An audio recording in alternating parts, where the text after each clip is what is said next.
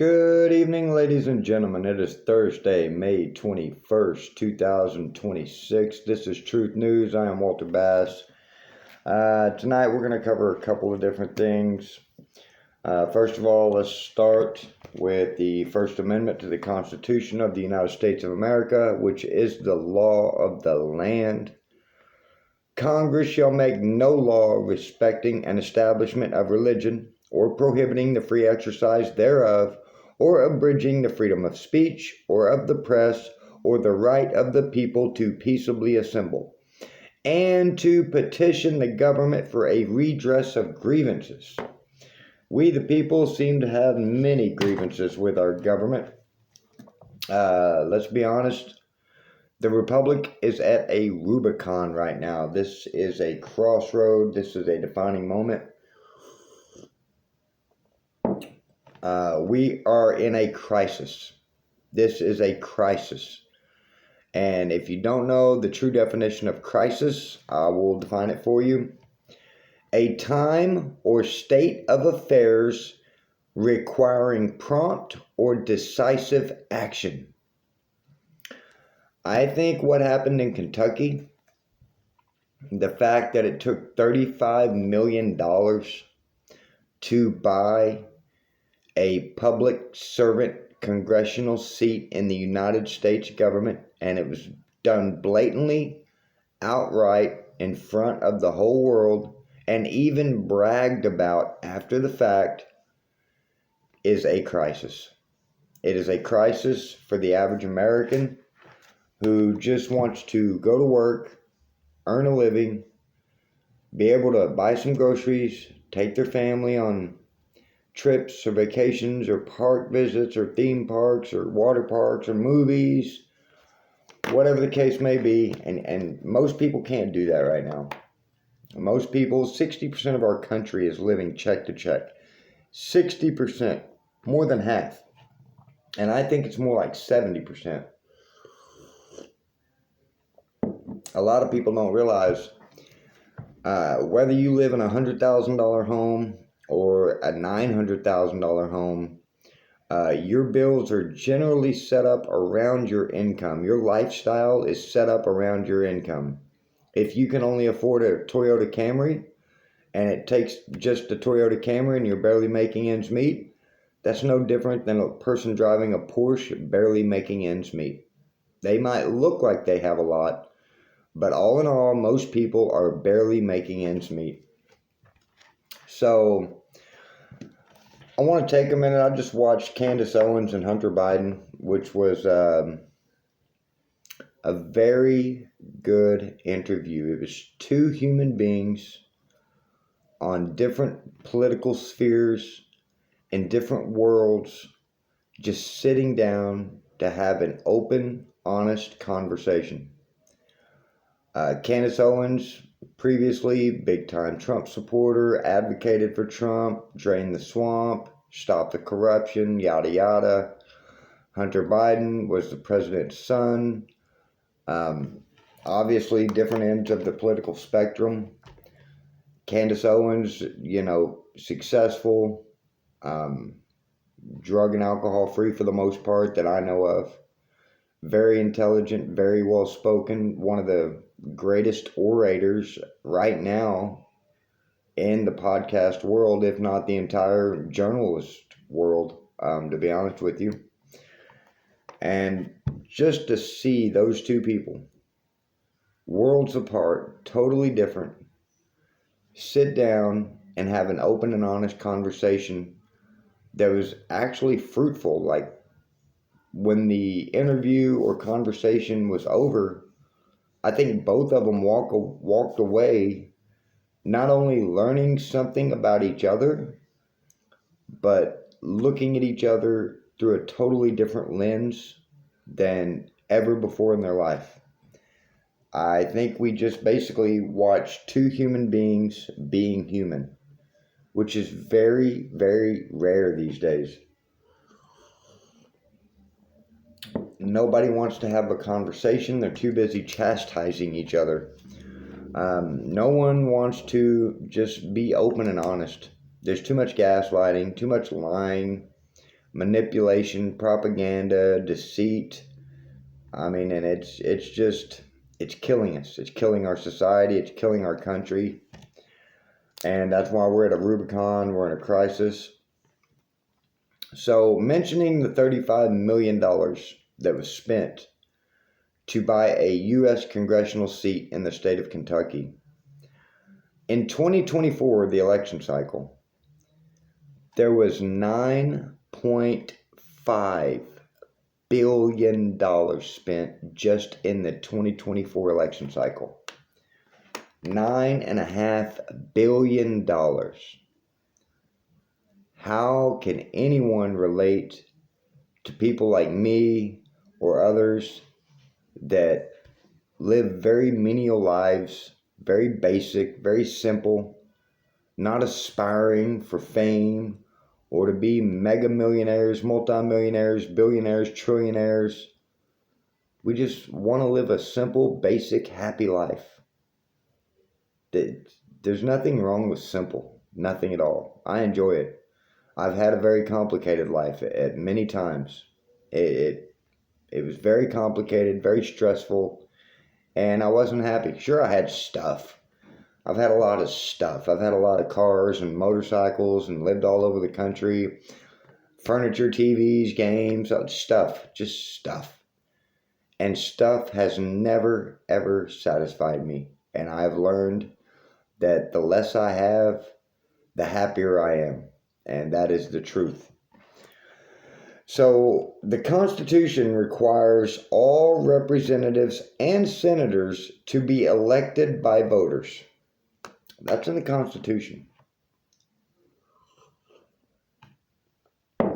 Why is $9.5 billion spent in one election cycle if the voters are who's electing the senators and the representatives? Make that make sense. I don't think the voters are doing anything. I don't think we have a say in this anymore.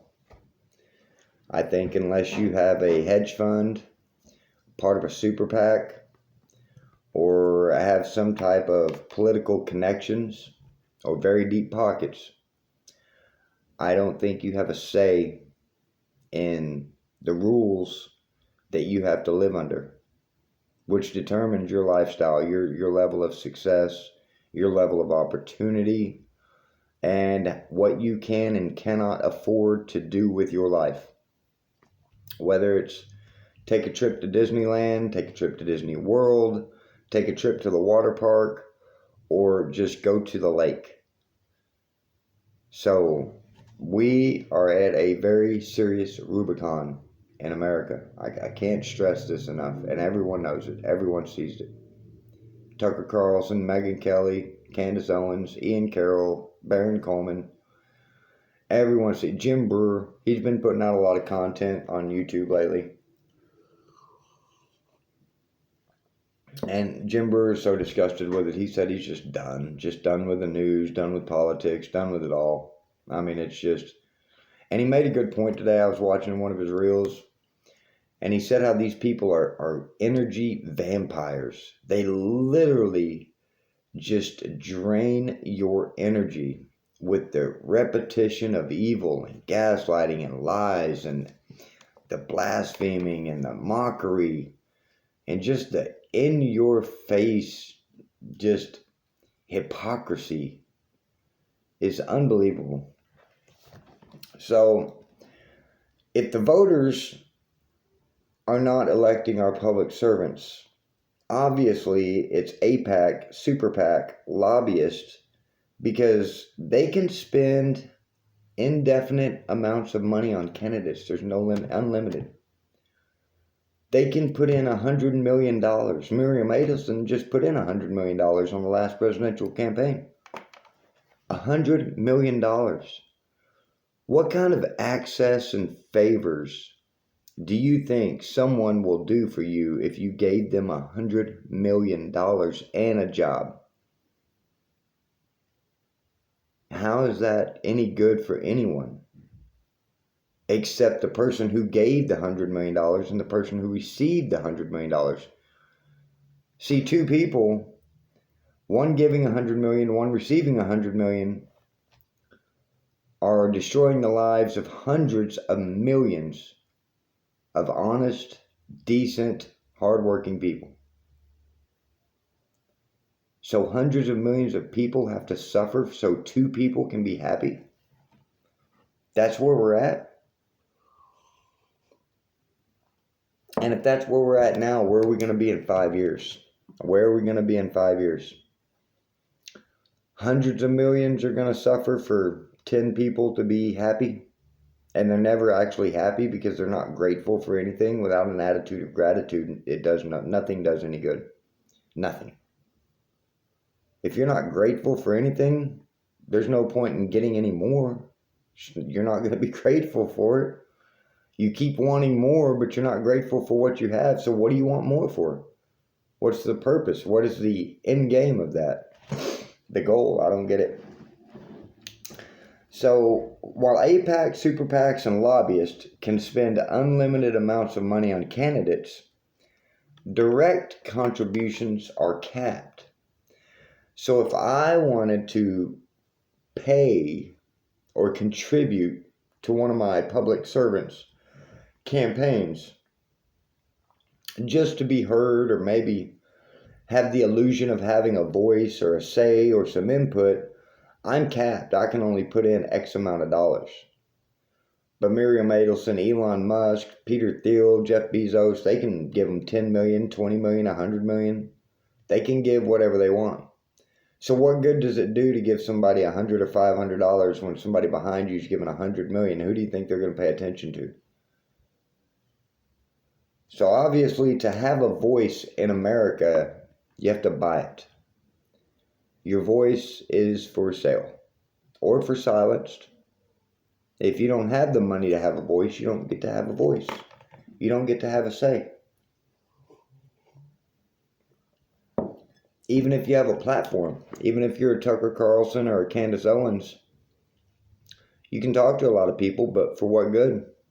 What is it achieving? What are we accomplishing? Sure, we can sit here and scream the truth all day long. But where's it going? So, and we have a federal election commission. There's a commission that sets the guidelines and rules and oversees our federal elections. What are they doing? Are they getting paid too?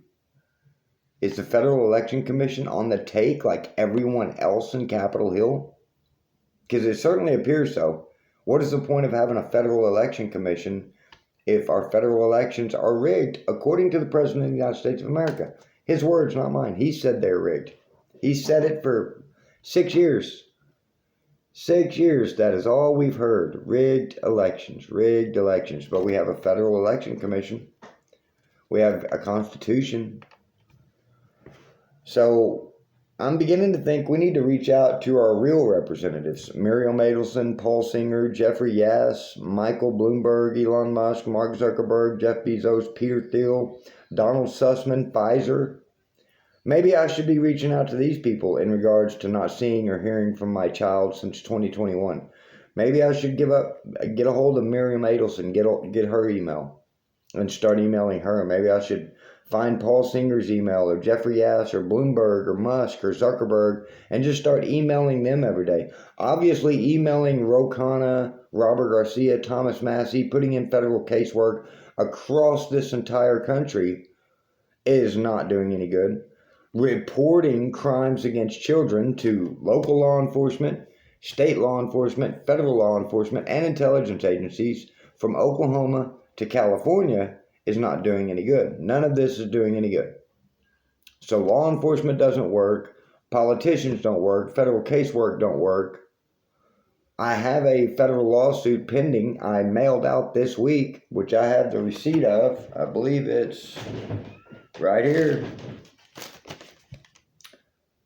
Certified mail receipt. That is from filing for the violation of my civil and constitutional rights, when they stole my child and molested my child, that I haven't seen or heard from since 2021. So we'll see what happens with that. That's in the federal courts, but that court's in Riverside County, California. I mean, that's like trying to find an honest person in Washington, D.C. I don't think it's going to happen. So the reality of the situation is politics has poisoned America on all levels. And by all levels, the shadow government, these organizations, these entities like CPS, like DHS, ATF, DEA, all of these just trafficking organizations. That is what they really are. They're just trafficking organizations. They traffic different things. People, children, guns, drugs. This is what they've been doing for decades. Since General Oliver North and Reagan. This is well documented for decades.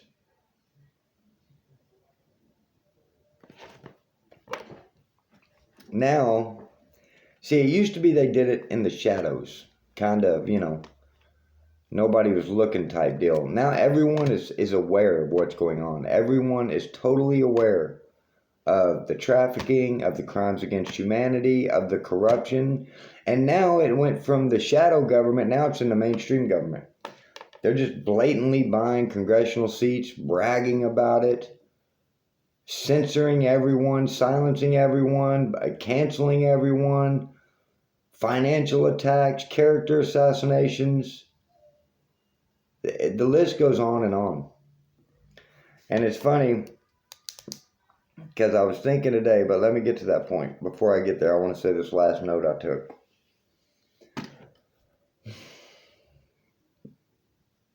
The media, the government, and social media have all escalated evil and eliminated empathy. That is the core truth. Evil has been escalated and empathy has been eliminated. It's cool to be cruel now. Think about it. Think about your social circles, your friends, your coworkers. They make cruelty cool now. It's funny. I don't find it funny. I don't find it hip, trendy. I find it sadistic, masochistic, evil, and inhumane and barbaric. And I was thinking today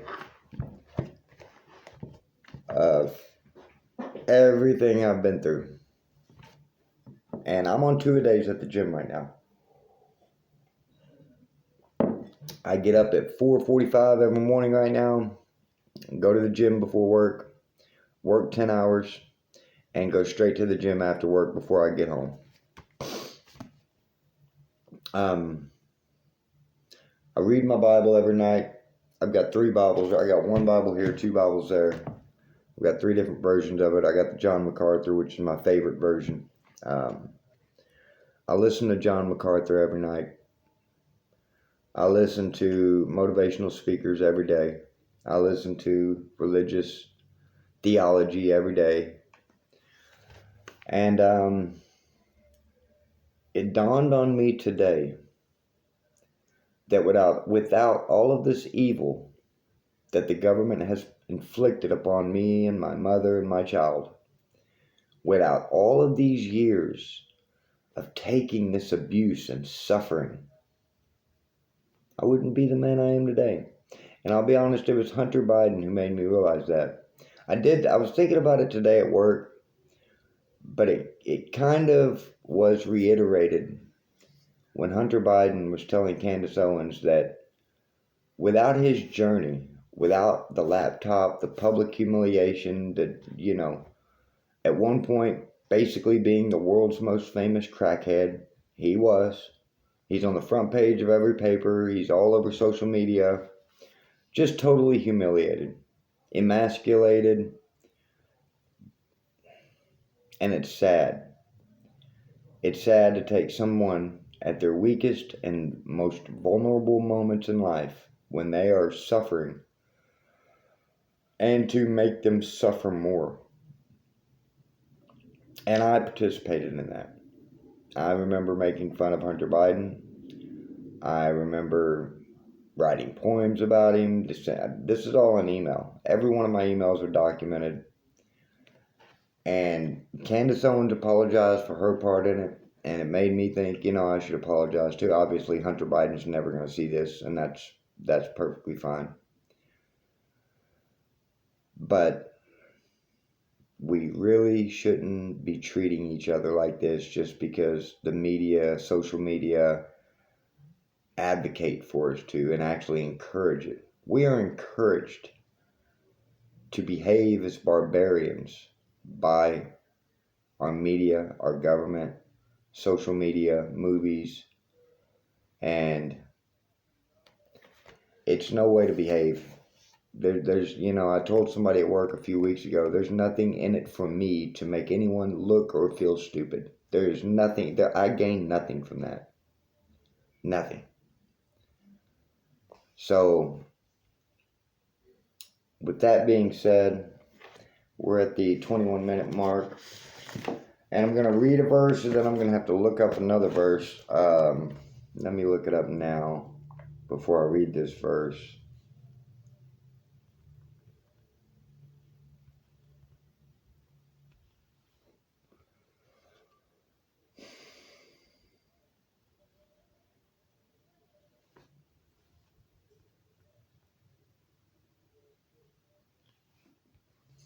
Okay.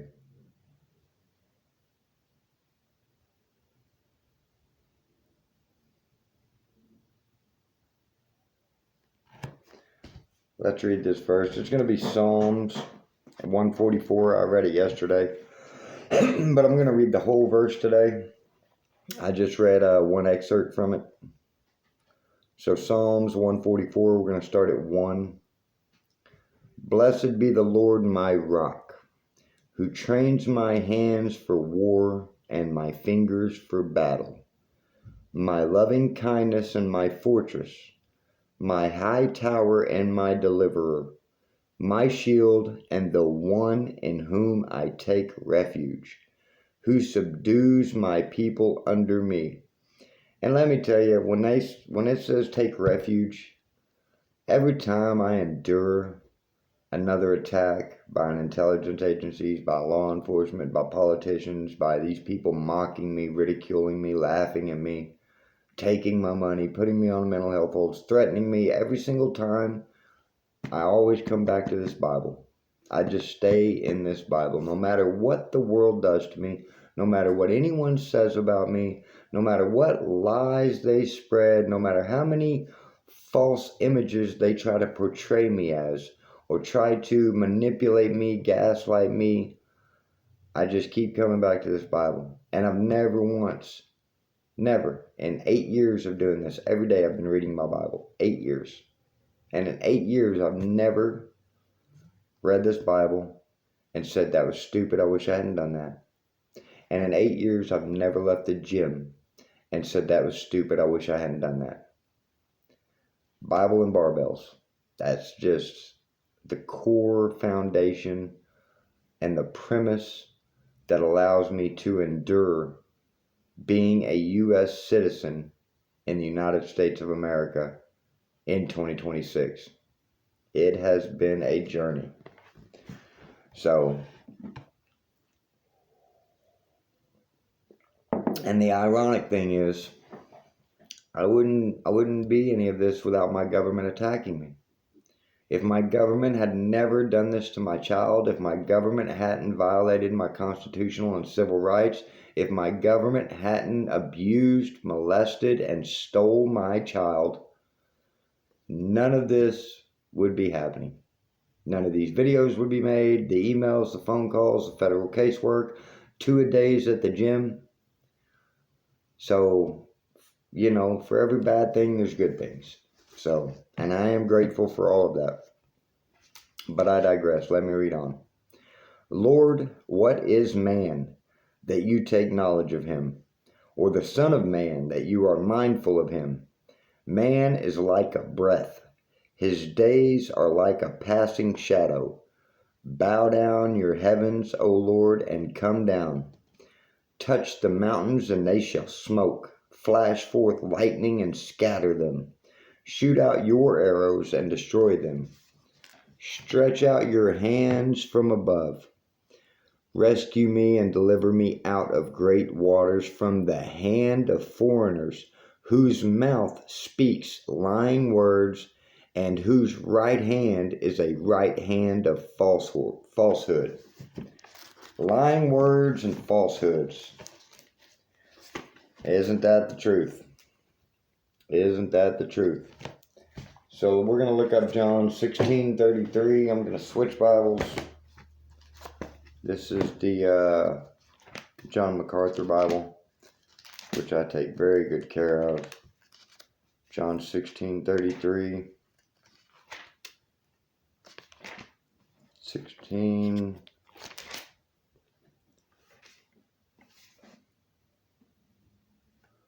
16:33. These things I have spoken to you, so that in me you may have peace. In the world you have tribulation, but take courage. I have overcome the world. Take courage. I'd like to know, let me look this up. How many times does Jesus tell you to have courage or take courage? Let's see. Because courage is contagious. And that's why I've refused to be silenced. I have endured all of these attacks for nearly 5 years, 1,715 days to be exact.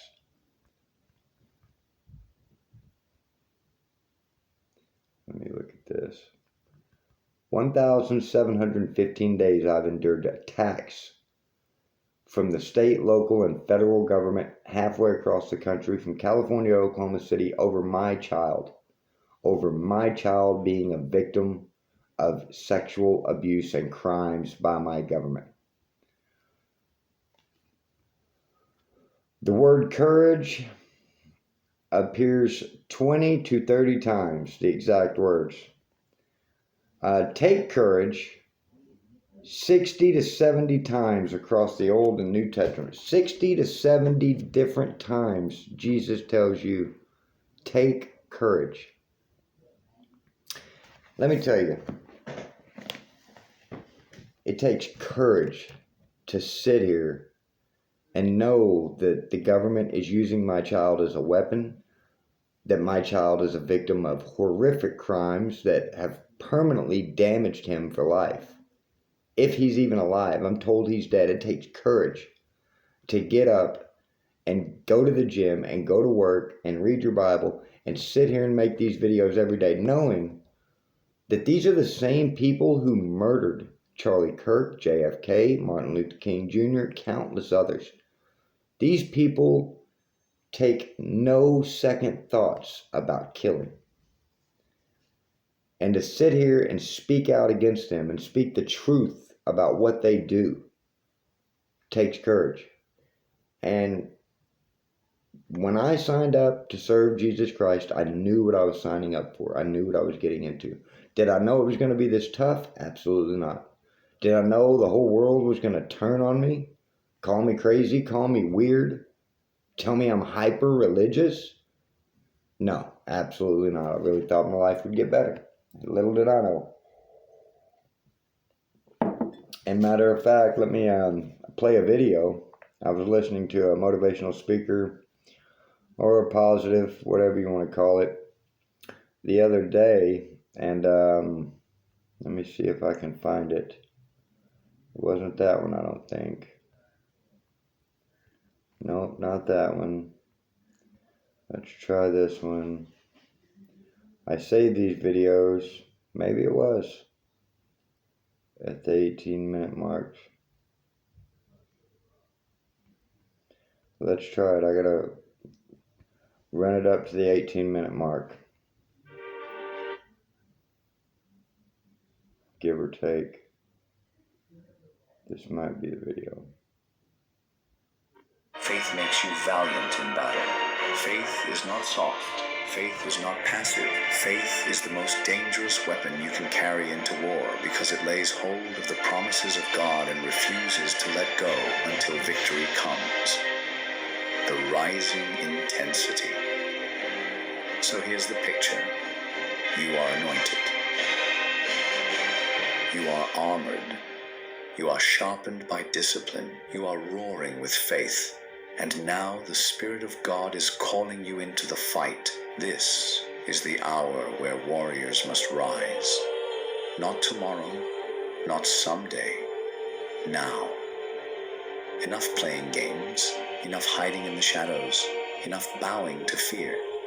It's time to stand tall, shoulders back, sword in hand, fire in your eyes, and declare, I am God's secret weapon. I was not made to lose. I was not made to compromise. I was not made to back down. I was made for war.